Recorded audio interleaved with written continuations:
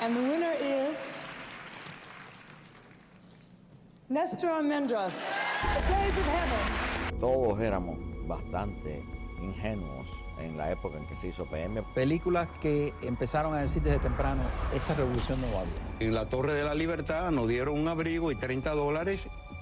Nunca pensamos que nos íbamos a quedar para siempre. La gente que tenía una actitud rebelde ante la sociedad, la gente que tenía una conducta impropia. Para mí realmente el espíritu del cine independiente es ser independiente en contenido y forma. Y yo estoy viviendo ahora la vida que yo hubiese querido vivir en Cuba. I would like to first say something in Spanish. Un saludo a todas las personas de habla española en Estados Unidos y en América. Nuestra vida iba a tomar un camino que ya a nosotros no nos interesaba. Y la vida es una. Yo no estudiaba cine, no, yo estaba estudiando física y matemática en la Universidad de La Habana. Leyendo de joven todas las obras de teatro, yo siempre era un personaje de esas obras, como me imagino que como todos los muchachos. Y entonces yo quería actuar. Y cuando llegó el cine, el ICAIC y la revolución, pues yo me conecté con unos amigos de la Juventud Comunista y les dije que si conocían a alguien del ICAIC, entonces me remitieron a Fernando. Y yo pensaba que me iba a poner en alguna película. Y empecé a conocer gente allí. Fue muy rápido. Pero bueno, no lo hice tan mal en Elena. De hecho, ya había tomado clases en teatro estudio con Vicente Revuelta. Claro, en realidad yo nunca llegué a ser actriz profesional. Y después de eso, sí me sentaba a escribir con él los guiones. Y así fue como me fui desarrollando y aprendiendo cine, porque aprendí allí en el ICAIC. Iba mucho a las salas de edición y veía como Nelson Rodríguez editaba. Cuando iban a filmar, yo iba con ellos. Y yo iba aprendiendo, iba viendo y me iba enamorando de lo que era el cine. Era como si Fernando y yo tuviéramos el mismo feeling, el mismo sentimiento. Y eso salió como un poema, la narración del parque. Y yo escribía lo que yo sentía en aquel momento. Y entonces no era una narración de la imagen, no repetía la imagen, repetía mis sentimientos y nuestros sentimientos en aquel momento. Yo estaba muy involucrada en la cosa de la revolución, muy involucrada en lo que se estaba creando allí en el ICAIC. Es que todavía no nos habían lavado el cerebro y nosotros estábamos ahí como si estuviéramos en el sistema anterior, pero con un nuevo sistema. O sea, nosotros no pensábamos que teníamos que hacer un panfleto. Nosotros no pensábamos que nos estaban dando órdenes. A ellos no les interesa la creatividad, no les interesa la gente pensante. Tú no puedes pensar, tú tienes que pensar lo que ellos te digan que pienses. No estaba dando la revolución lo que nosotros esperábamos de ella. Y veíamos ciertas cosas que no nos gustaban. O sea, ahí no había ya libertad para hacer nada. Nosotros no entendíamos lo que ellos decían. No, esto no es lo que espera la revolución de vosotros. ¿Qué cosa espera? ¿Que hagamos un panfleto? No, no lo vamos a hacer. Ni quería caer presa, ni quería que me dieran 4 golpes, ni nada. Entonces, lo único que hicimos fue coger la puerta de la calle con una maletica e irnos. Era salir nadando si era posible. Y nos fuimos a un barquito que se llamaba Karl Marx. Ese barco que duró 17 días en el agua. Y llegamos a Rostock y atravesamos, caímos en Berlín Oriental. Nosotros compramos en Cuba un ticket de tren que iba desde Berlín comunista hasta París. No podíamos parar ni bajarnos en ningún lugar porque no teníamos visa para nada. Y nos fuimos a París a ver qué pasaba. Y yo fui reclamada por mi padre de los Estados Unidos, por la niña. Yo me fui para Texas. Y estuve un año en Texas, viviendo normal y corriente con mi familia y mi hija. Pero yo no quería estar en Texas, yo quería vivir en Nueva York. Y entonces los padres de Fernando que vivían en Nueva York les escribía que me buscaran un trabajo, Entonces un muchacho, amigo mío, que había sido un compañero mío de matemáticas en Cuba, dirigía una escuela de electrónica para la RCA Institute. Y entonces me ofreció un puesto de profesor ahí. Y entonces Fernando, que estaba en París, pero no había logrado resolver su situación económica allí, ni su situación legal, ni nada. Entonces yo lo reclamé y él, después de 2 años de estar en París, va para los Estados Unidos. Nos fuimos a París again otra vez porque yo iba a tener una hija y queríamos tener un hijo que fuera francés porque nos gustaba vivir en Francia más que allá. Pero cuando la niña nace nos dicen, para que la niña sea ciudadana tiene que estar 5 años en Francia.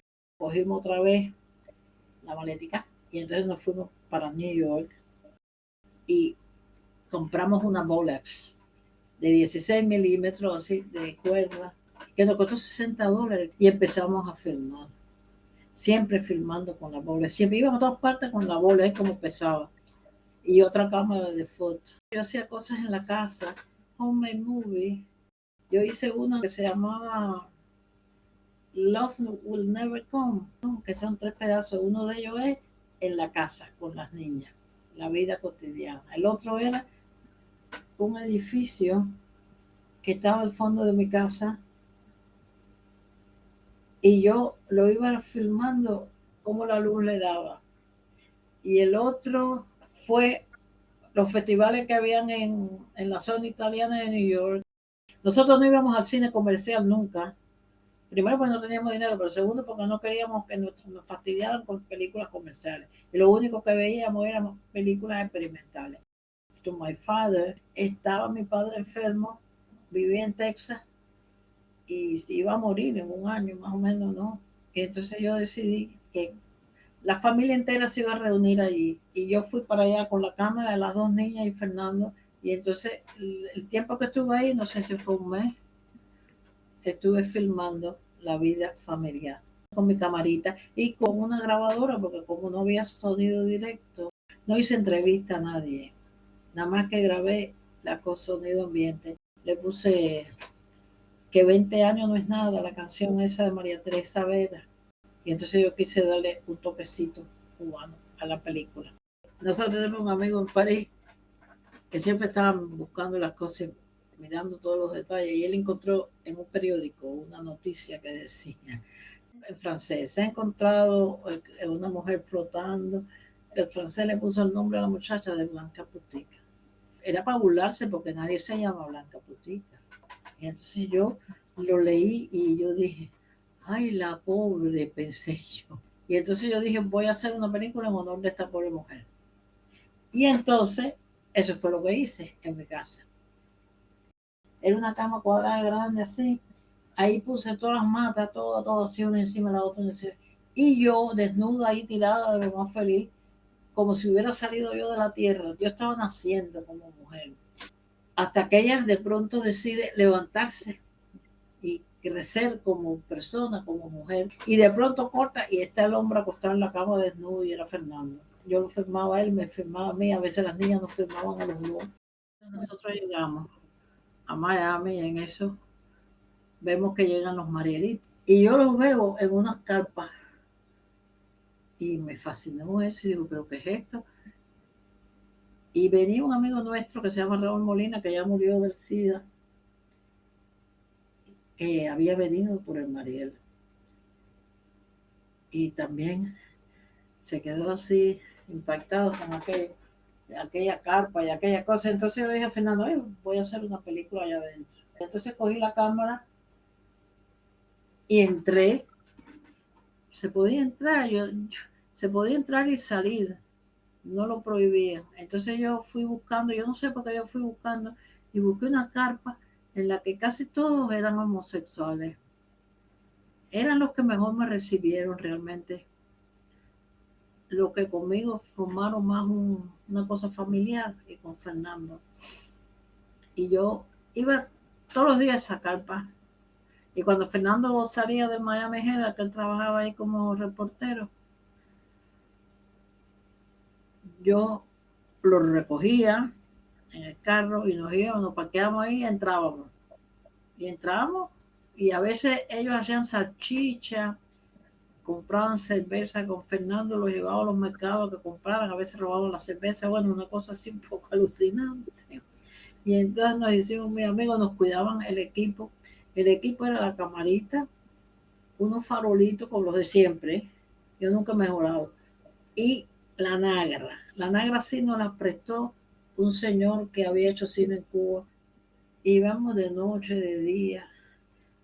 Estaba yo con ellos, los filmaba. El home movie. Los grababa cantando, como están ahí cantando, haciendo la vida de ellos en la carpa. Y después lo editamos. Me prestaron una moviola. Eran las verticales esas, yo no sé si tú las has visto. No sé si en Cuba quedan. Eran unas moviolas así que pesaban. Y entonces la llevamos a casa entre Fernando, yo, otro muchacho más, y la pusimos en el cuarto. Nos despertábamos por la madrugada y nos poníamos a trabajar en la moviola editando en CD. Aquí en Miami a mí me facilitaron el trabajo, me facilitó el trabajo la gente de Cuba que había emigrado.